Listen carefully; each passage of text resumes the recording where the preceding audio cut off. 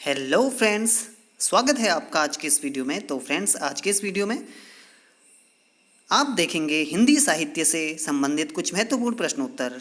तो ऐसे अभ्यर्थी जो हिंदी टीजीटी पीजीटी आदि भर्ती परीक्षाओं की तैयारी कर रहे हैं, तो यहाँ पर उन्हें देखने को मिलेंगे कुछ महत्वपूर्ण प्रश्नोत्तर हिंदी साहित्य से संबंधित।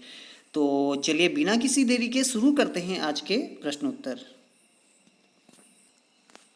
तो फ्रेंड्स, आज के इस प्रश्नोत्तर का पहला सवाल है, सरस्वती सम्मान से सम्मानित प्रथम रचनाकार कौन है? पहला रामविलास शर्मा, दूसरा हरिवंश राय बच्चन, तीसरा महादेवी वर्मा या चौथा सुमित्रा नंदन पंत। तो सरस्वती सम्मान, तो सर्वप्रथम ये हरिवंश राय बच्चन जी को मिला था ये पुरस्कार। ये आप ध्यान रखेंगे, जो महानायक श्री अमिताभ बच्चन जी के पिताजी भी हैं, तो इन्हें ये पुरस्कार मिला था। दूसरा प्रश्न है आज के प्रश्नोत्तरी का, आत्मजयी नामक प्रबंध काव्य के रचनाकार कौन है? कुंवर नारायण, मुक्तिबोध, आलोक धनवा या केदारनाथ अग्रवाल। तो देखिए, काफ़ी महत्वपूर्ण प्रश्न है। जो आत्मजयी प्रबंध काव्य है, इसके रचनाकार कौन है? ये हैं कुंवर नारायण जी। तो एनसीईआरटी का प्रश्न है, काफ़ी महत्वपूर्ण।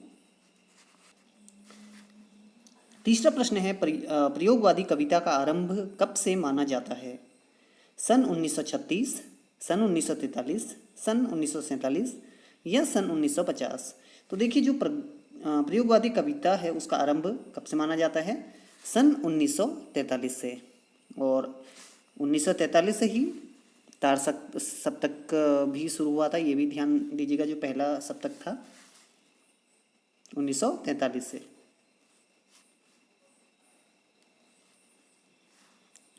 चौथा प्रश्न है, काफ़ी महत्वपूर्ण, श्री कृष्ण गीतावली किसकी रचना है? क तुलसीदास, ख कबीरदास, ग रसखान या घ सूरदास। तो देखिए, जो श्री कृष्ण गीतावली है वो रचना किसकी है? वो है तुलसीदास जी की। अगला प्रश्न है, कृष्ण गीतावली किसकी रचना है? क तुलसीदास, ख कबीरदास, ग रसखान या घ सूरदास। तो देखिए, जो कृष्ण गीतावली है वो गोस्वामी तुलसीदास जी की रचना है, जिन्होंने रामचरितमानस की रचना भी की थी।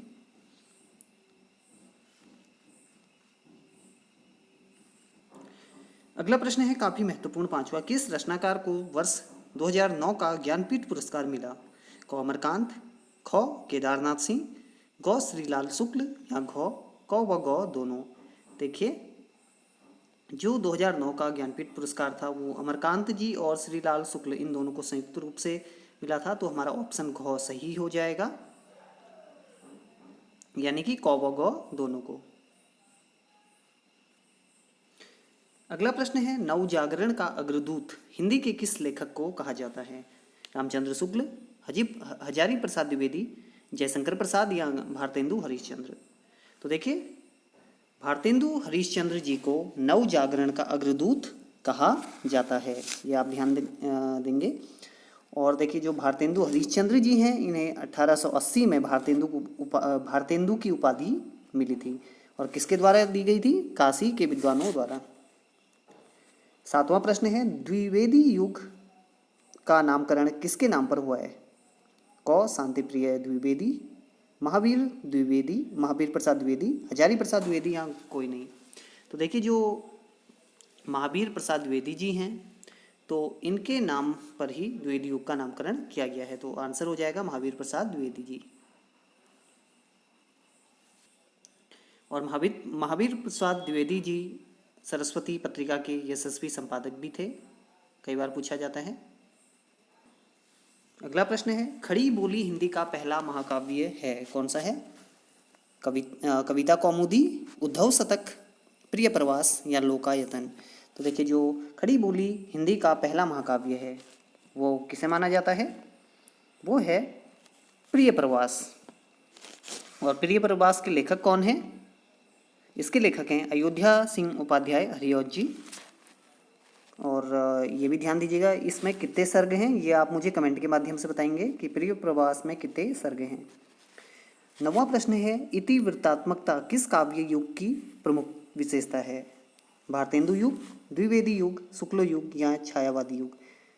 तो जो द्विवेदी युग है ये इसका सही आंसर हो जाएगा। इतिवृत्तात्मकता इस काव्य की प्रमुख विशेषता है।